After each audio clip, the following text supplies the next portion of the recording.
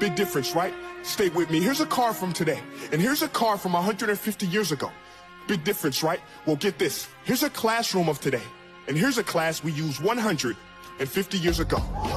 kadib baan haddana arkay dad fara badan luqado fara badan ku hadlayo oo dhaleeceynaya systemka. The whole educational system in and of itself is a scam. What's a scam that's become so normalized that we don't even realize it's a scam anymore? Public education as a whole. I think the school system is criminal in that it kills a child's spirit of learning. Sistem education kita tak betul. There's a reason for this.